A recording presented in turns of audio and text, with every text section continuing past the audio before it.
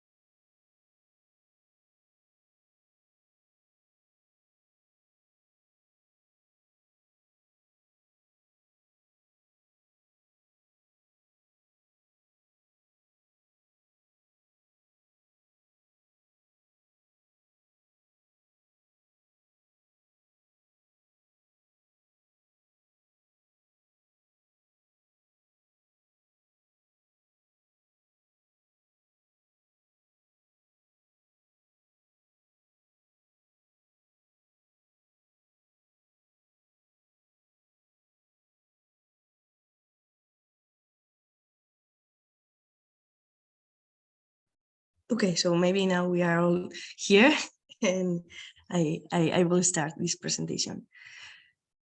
So, oops.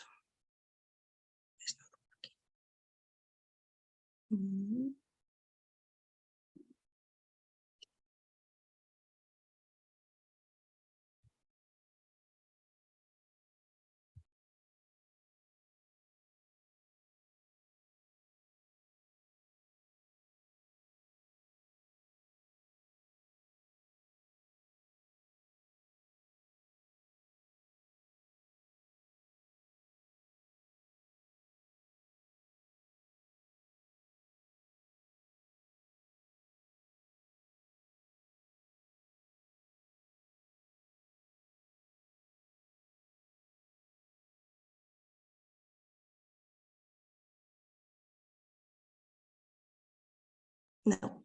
Okay, now. So the VC3 is a research center. We are located at the UPV campus in Leioa, and we basically produce knowledge on climate change by integrating environment, socioeconomic and ethical aspects. And we also work with policymakers co-producing or co-designing climate change interventions.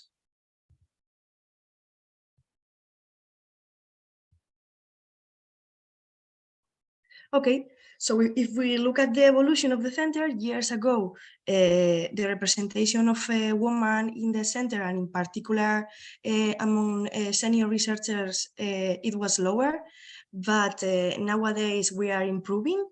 And we have more women and more women among senior researchers, and in fact, our scientific director is a woman. Yes, so one of the main ideas I want to bring here to you is that climate change research can be really diverse. And we have people from many different backgrounds, from ecology, biologists, people from social sciences, political sciences. Yeah, so there are many different ways to do climate change research. So today we are really lucky to have here Leticia and Elena. Leticia's main research focus is to study the relation between fungal communities and their environment.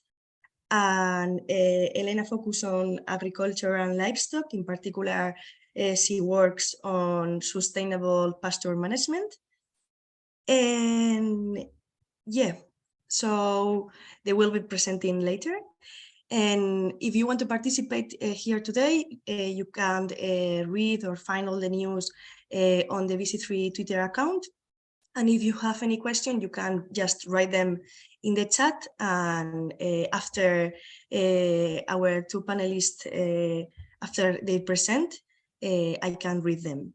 And I also want to mention that we have here our guest artist, Miriam Artola, and she will be illustrating all the ideas that we are commenting here today. Yeah, so thank you very much for participating. And I also want to thank you, Emakume Axientzian, for organizing this event. And I'm gonna give the floor to my colleague, Leticia.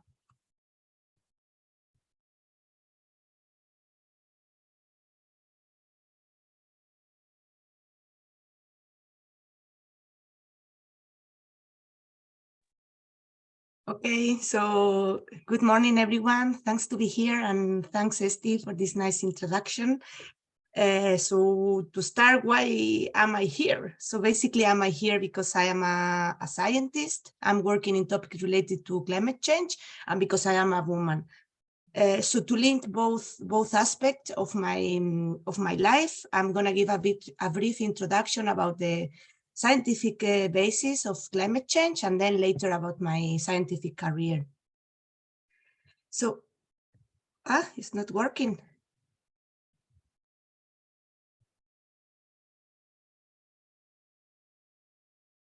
Okay, now. So the key points to understand climate change is the greenhouse effect.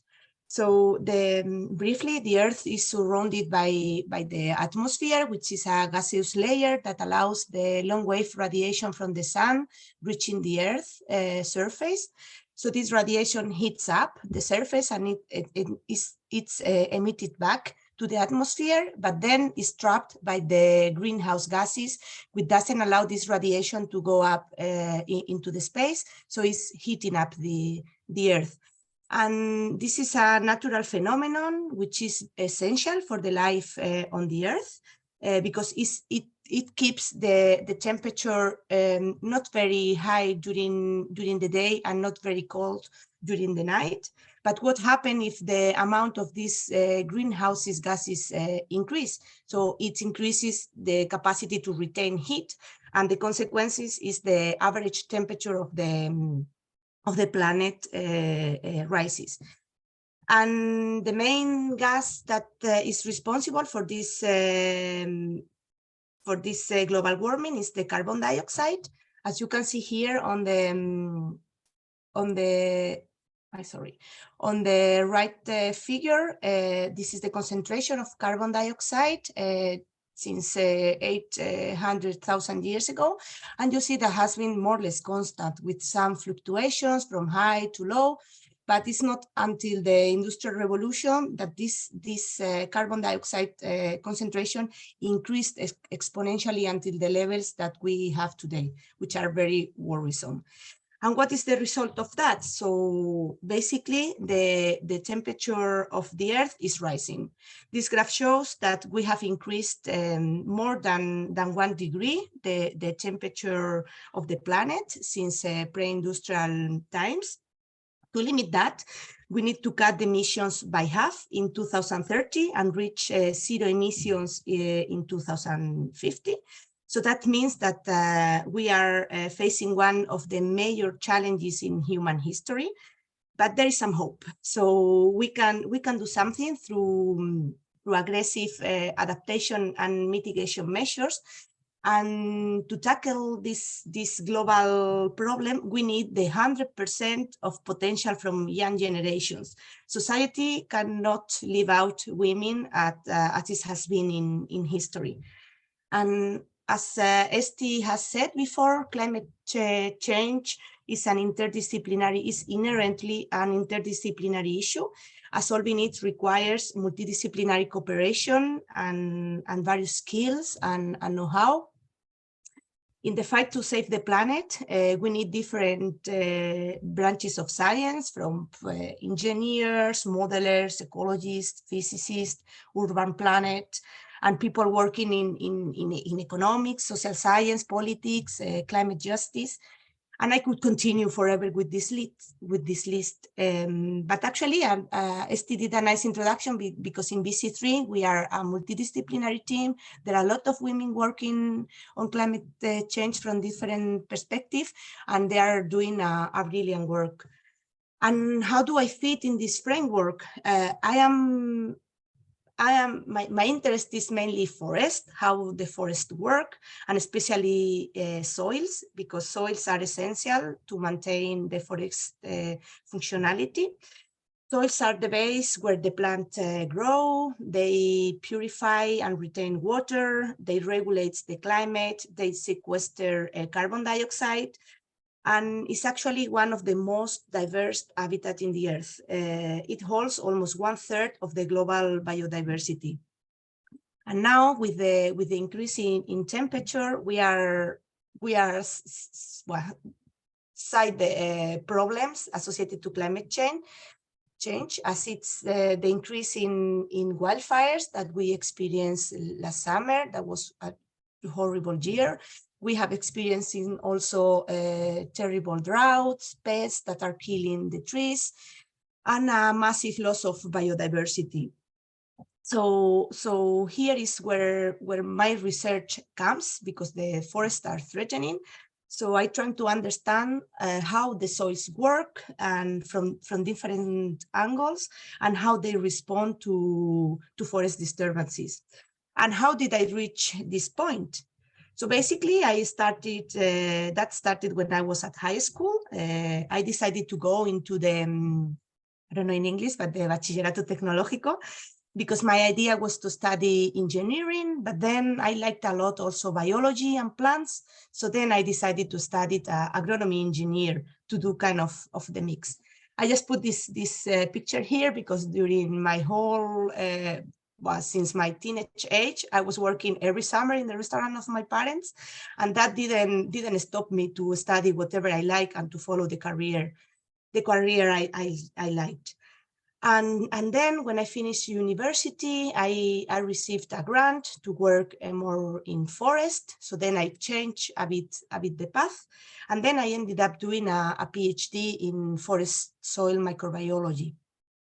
The PhD is it's a training that normally lasts 4 years, and is where you specialize in a specific research field, and then you get the basis to become a scientist.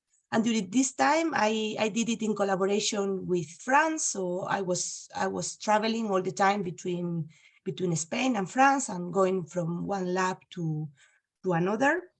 And then when I finished, I moved for years to Sweden to study forest, but another type of forest, another type of ecosystem. And later I moved to Bilbao. I've been here for 1.5 years. And now I have another project on the way. I'm going to be a mom in 1 month. So I will reconcile my research career with the maternity. And as you see, my research career has been quite linear, but I mean, with some deviation, but not much. But just want to say that there are so many paths that can be followed. So you can do whatever you like, and don't be scared to change paths. I think Elena will show you later a very different path from mine.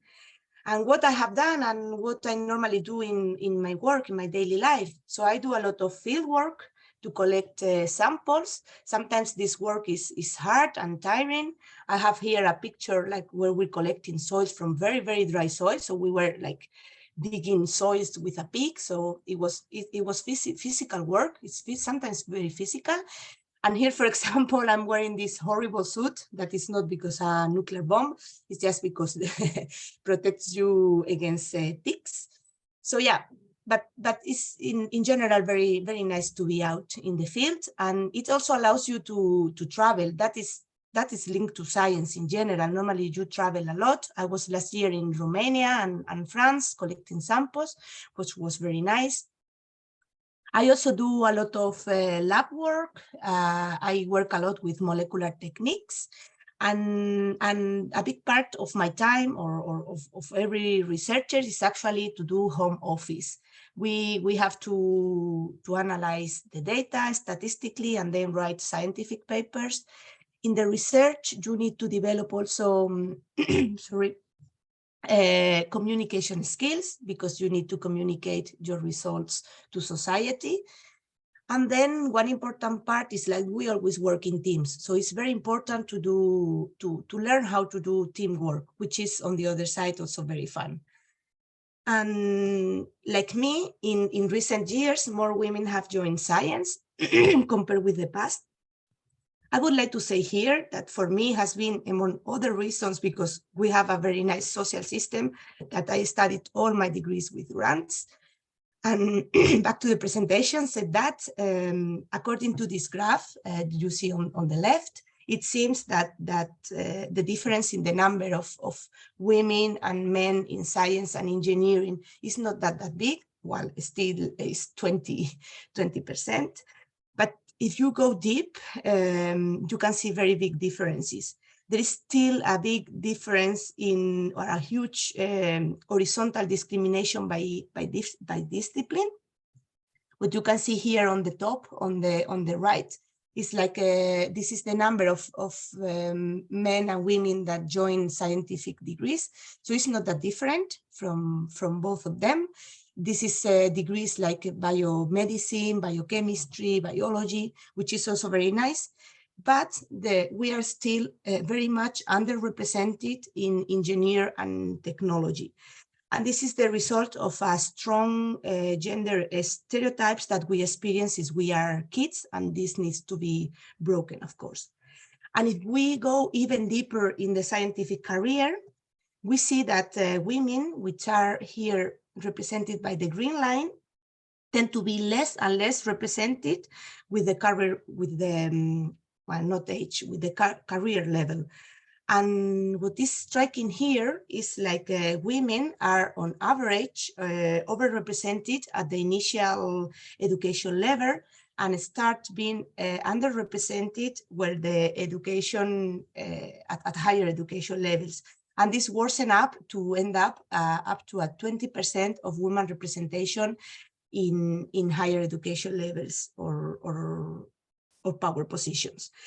This is a typical example of what's happening in other working sectors. This phenomenon is called glass ceiling, where women are the majority in the lowest categories, and the hierarchical positions and highest position are occupied by men.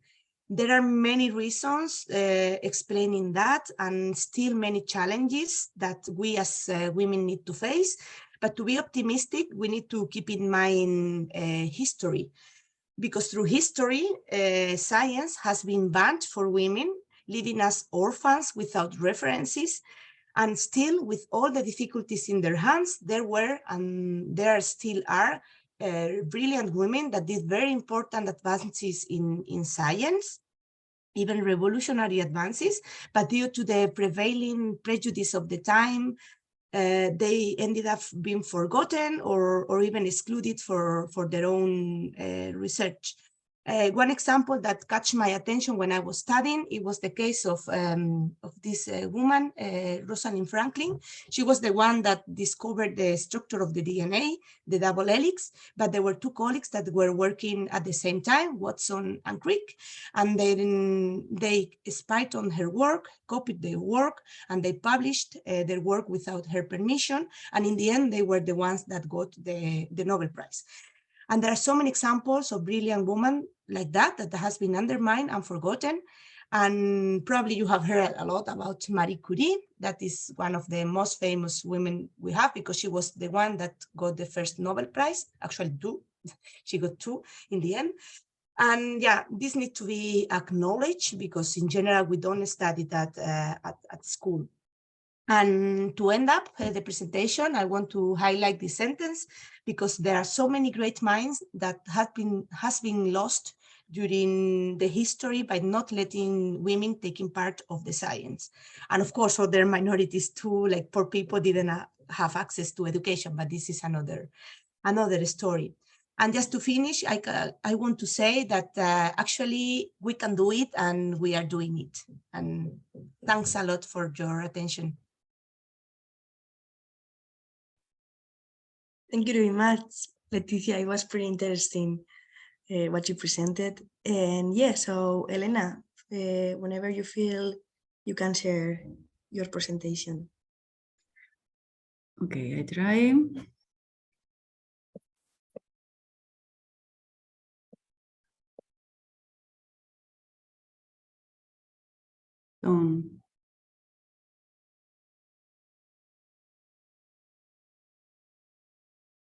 Okay. So following the session, following Leticia, I'm Elena Galán del Castillo. I'm an environmental scientist. I have a PhD on economic history. I'm a postdoctoral researcher in the Basque Center of Climate Change, and I'm also a shepherd in the Pyrenees. I want to share with you my research interest, which is that I'm very inspired by interdisciplinarity, which I mean, from your vision, from your age, is not separating ciencias and letras. I have never wanted to be specialized. And I've been very inspired with the idea that humans are part of the ecosystem. So we need ways to live all together. And I also think, and I also focus my research in climate change and the agri-food system. And as I include humans, I'm also interested in the false, because I think it's false, because we are all in the same society, in the dichotomies of urban and rural societies. So I want you to know some basic concepts to follow my presentation. One is shepherd. I don't know if you have ever heard this word in English. Shepherd is the human that goes with the sheep or goats or cows. And then a second very important thing is the mode of production, which for me is the key, the difference. And we cannot we cannot say agriculture or livestock and say like it was one thing, a homogeneous thing. It is very important, and it's very important on the impact of climate change to understand which is the mode of production. Then ruminant. I know, probably you know what a ruminant is, but just refreshing, it is an animal that has 4 stomachs with microbiota that can digest cellulose, and it produces methane as a residue. And what's methane? Methane is a greenhouse gas, and it lasts for 12 years in the atmosphere before converting it into CO2. And what are these greenhouse gases do? Well, the greenhouse gases can be like flow circular, like in this case of this mode of production, the sheep eats the plant. The sheep releases methane. The methane stays 12 years in the atmosphere, then passes to CO2. And then through photosynthesis, the plant fixes the CO2, and then again, the sheep bites the plant. Or it can be released in a linear way. We can extract oil from soil and use it as fossil fuels in cars, and then release it to the atmosphere when it stays producing climate change. And when we can have the same vision when applied to the agri-food system, and we can have more in the same way circular agri-food systems using the maximum of the organic matter and nutrients in the same place, or have a agri-food system inserted in a global production and consumption system, it has more this linear way. And I was thinking on that, and I was thinking that the professional path is more or less the same thing for me. When I was at your age, I thought that the professional path was that you are at the school, you go to the university, then you have like shitty mini jobs, and finally you find a stable job. And when I was more like, I don't know, more or less 25 or 26 years old, I discovered that there is a parallel scientific path called the scientific career. And it's more like that. After the la carrera, you do a master, then you do a PhD, which is a doctorate. Then you have like several postdoctoral contracts, and there you find a place where you are the senior researcher. But this was my vision at your age, a pretty linear system. And now I can tell you that it's a completely circular and spiral path. When you apply for grants, they deny you, then you apply for other ones, then you take a side job, then the grants say you that yes. So it is a very interesting path, and where you are totally free. And in my case, the last year I went to the Pyrenees to work as a shepherd. And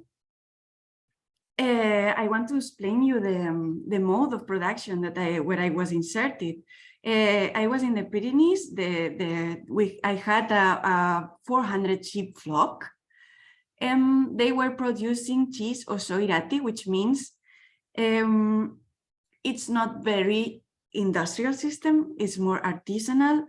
They have 1 parturition per year. They have 5-6 months of milking, which is not a lot, respectful.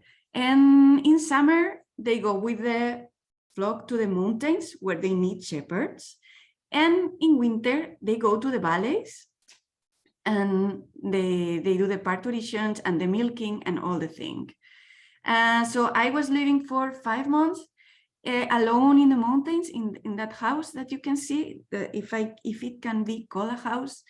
But at least it was a shelter. I had the nice company of a dog who was working with me.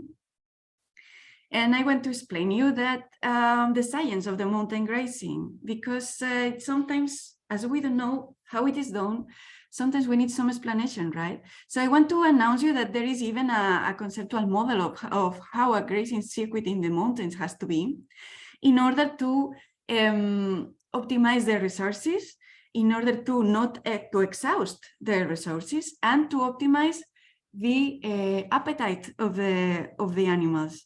So, and in relation with climate change, the important thing here is that as a shepherd, I had to avoid overgrazing. Overgrazing means that you eat more grass that is able to grow. So, because if the grass is overgrazed, then you have exposed soils without vegetables, and it releases CO2. Nude soils means that you release CO2. And undergrazing, just the opposite thing. Sheep have preferences. They prefer this kind of grass here. Yeah, it's so I would prefer them too. It's smooth, it's sweeter, but they tend to overgraze these places. So as a shepherd, you have to push to learn to make them, to see when they are hungry and make them eat these kind of grasses, more bushes. And this is, they don't tend naturally to eat this kind of grasses. So if these bushes are undergrazed, they grow, they are lignified, and you have the risk of fires.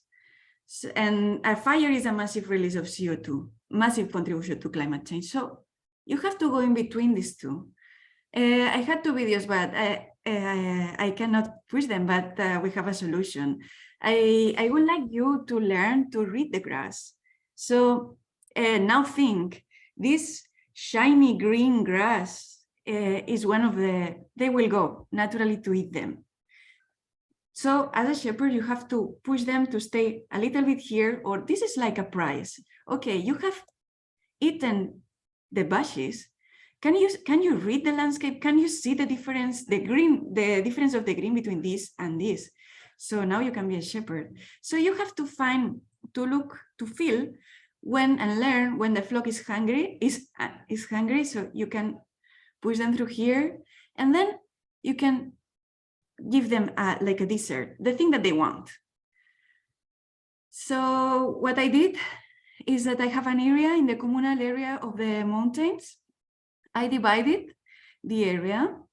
You see, I didn't have electricity there, so I had to do it by hand. And it's totally fine, and it works perfectly. I divided the area according to vegetal communities and their phenological state. And I did 2 circuits with the sheep per day. One in the morning, we took like more or less 4-6 hours, and one in the evening, we took more or less 4-6 hours. And I in dialogue with the sheep, because I had to know when they are hungry, and observing other things, like if it's foggy, if the weather is more humid, they probably will be more happy accepting your invitations of eating bushes. So you have to play with. When it's sunny, it's not don't try it. They won't. So this was my daily life. So to finishing, I wanted to summarize what's needed to be a scientist. So you need English. Good marks help a lot. You have to insist, fail, and work hard to achieve your objectives, as Leticia was saying. You have to be also with the right people in the right place in the right moment. So it has more of a luck component too. You have to be very, very motivated and very active. And because the straight path is not always the path for fomenting the creativity and the motivation. And well, for being a shepherd, what you need to do is basically the same, but add to the English, add French, Spanish, and Basque. And thanks for your attention. Thank you very much, Elena. It was pretty interesting, your presentation, a really different kind of research path, in this case, to different research careers. And yeah, so we have some questions in the chat. Maybe this one is for Leticia. In how many countries have you lived? Well, in Spain. I've been living in France during my PhD, and then in Sweden. So yeah, 3 countries. but many different places in Spain. Yeah. Can I answer this question too? Yeah, of course, Elena. I've been living, well, of course, in Spain, but I am from Barcelona, so I moved to the Basque Country. I've been living in India, doing a research on for my carrera. I've been living in Canada during my PhD, and I've been living in Austria too. Pretty interesting. And here, Elena, I have a question for you. How did you come across the opportunity to be a shepherd? Because it's pretty curious. Yes, it's if I take like a lot of time, you can cut me, okay? Like, okay. I have always liked to work in the primary sector, but as my family is from Barcelona and we don't have land, and well, for me it was not an option. But as long, well, and so in my research it was about the agricultural system and the livestock system, and I like it a lot, the systems of sheep, but it was too theoretical for me. And in this academic path, which is not linear, you sometimes have times without funds. So I took advantage of one of this period, and I went to work as a shepherd in using a net which is called WOOF, which is worldwide organic. Well, you can work in farms as a volunteer for food and shelter. So I decided I spent 6 months doing this, and I discovered that I like it a lot. So when I went again to the research system, I tried to integrate both. And after 3 years, as a result, I said that I needed to go and work as a shepherd, because I couldn't understand the thing. And now what I'm trying to do is working in the summer as a shepherd and working in the winter as a researcher. Okay, very interesting. And I have another question for you, Leticia. What did you like from field work? Well, basically escaping office. No, it's actually very nice to be out. I mean, if you like nature, you are connected to nature, and you see what you try to explain, because if you don't go to the field, you are not connected to your research, basically. So I like a lot, but I like a lot the mix of a bit of everything, because if you just do field work, can be very hard. So yeah. And we always go with colleagues, so it's a nice also time to be out.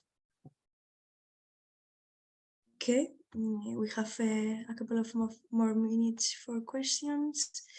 Okay, Leticia, how supportive are Spanish workplace to maternity parental leave compared to the European countries, for instance?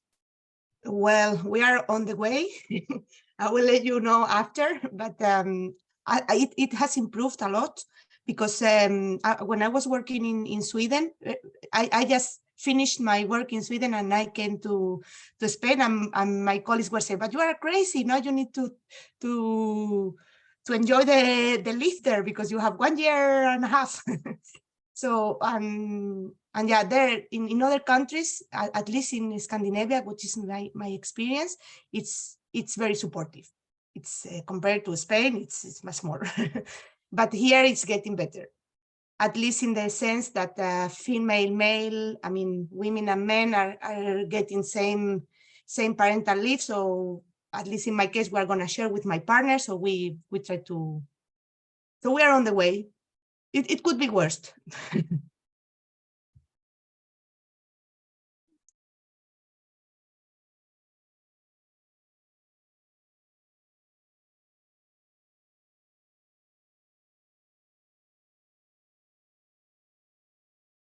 Esti, you are mute.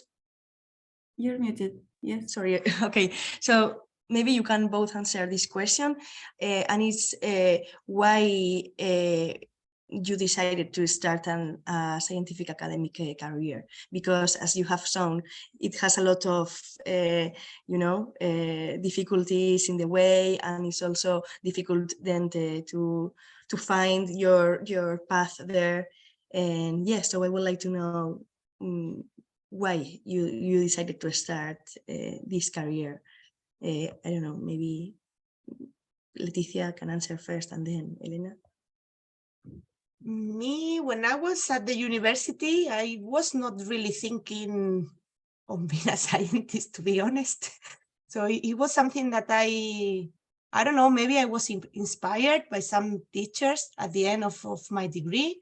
And then I got a little grant to go to labs, and then I started to be in the world of science, and I discovered that I liked, but it was not something that I felt from very young, like I want to be a scientist, but it came across, and I liked, and I continue. So yeah. Nice. And Elena, it was the same for you, or you because it had two components. One, when I was at the last year of my university, of my carrera, of my degree, one friend came to me and said, Elena, you have a good level of English. And I said, well, I don't know, I tried. And he told to me that his friends, he was going to India to do a research. He had the research made and planned. But he was abandoned by his friends, so he was alone, and he was trying to find somebody who could speak English. Then in India is like a very different English. But we did a research, and we were very successful in that research. We were doing lots of interviews. Then, and the second component is that I couldn't find a better job. When I found the offer of for doing a PhD that was suitable for me, they were offering me a contract of 4 years with a salary which was approximately 1,000 euros, and was the best option that I could find. Thank you, girls. So yeah, I think that the scientific career, it's quite hard. I mean, it has a lot of difficulties in the way, but I think it's also really, it has you have a lot of feedback then, personally, I think that it's really, I mean, you meet great people and you can do what you want, which is great. Yeah. So, okay, we don't have any other question in the chat? I don't know, Miriam, how are you doing? ¿Qué tal vas? You are mute. Yeah, no. I always say that it's very short time, so I try to take the essence of what Leticia and Elena has shared with us. So I'm gonna share the screen now. So this would be, let me see, with this, like this. Yeah, I'm gonna make it a little bit bigger. I don't know, are you seeing it? Yeah. So I think what we have had with these two great women is two different experiences, but like having a same kind of some of the things, they were like quite common. So I was trying to do this. First of all, they were saying that this is a very important, oops, sorry, I am making this word. Okay, I want this here. Just let me give 1 minute. I'm gonna add another layer and it's gonna be like this. Okay, here. So yeah, no, it doesn't work. Okay, don't worry. So you see, whoops, you see there. So be inspired.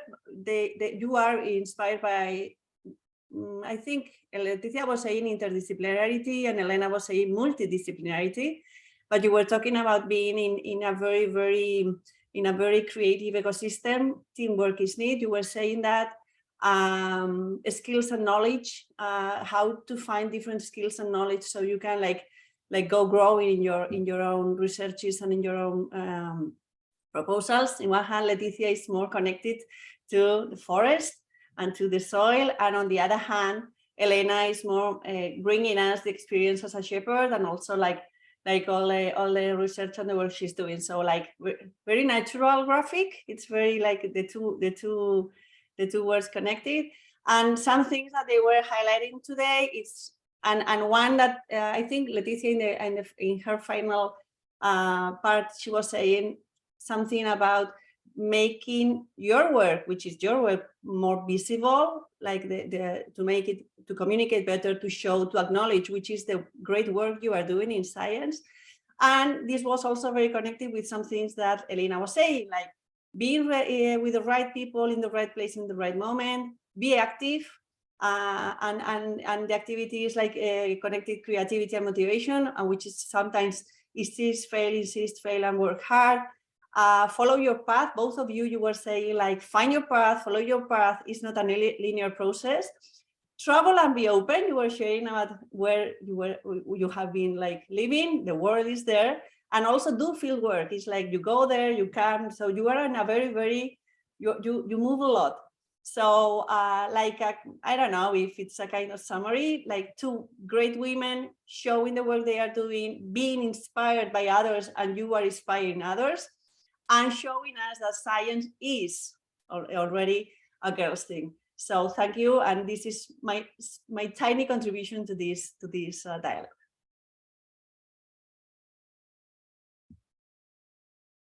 So I mean, Miriam, I think this is amazing how you can collect all this information, and yeah, I mean, I think it's really like beautiful, but also like really inspiring for us. Like, yeah, so thank you. Thank you. Yeah, so we have another question in the chat, and I don't know if it is for Leticia but I think maybe it's for Leticia because you comment the teamwork thing, and so when you have teamwork, we suppose that sometimes there are problems. How do you solve them? If you solve them. Why? It's a good question. In my experience, I haven't experienced so many problems working in teamwork.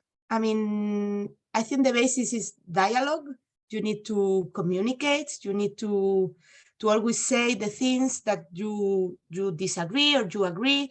And it's a dialogue things. I mean, you need to talk to solve problems in teamwork and in your life, because if not, but I have an experience, at least in our field of research, people are in general quite nice and not, I mean, I know that there are other research fields that there are a lot of confrontation and more competition, but at least in my experience, it has been already quite smooth to work in teams. And I think it's the way, because alone you cannot achieve things. Exactly. But communication. Thank you. Yeah, so we need each other, no, for going forward.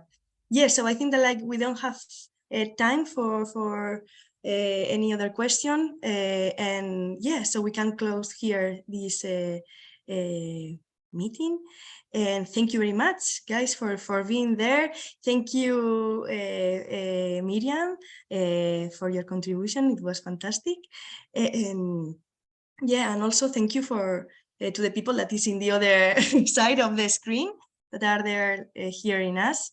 So yeah, thank you guys, and maybe we will see each other in another time. Okay, so thank you. Bye.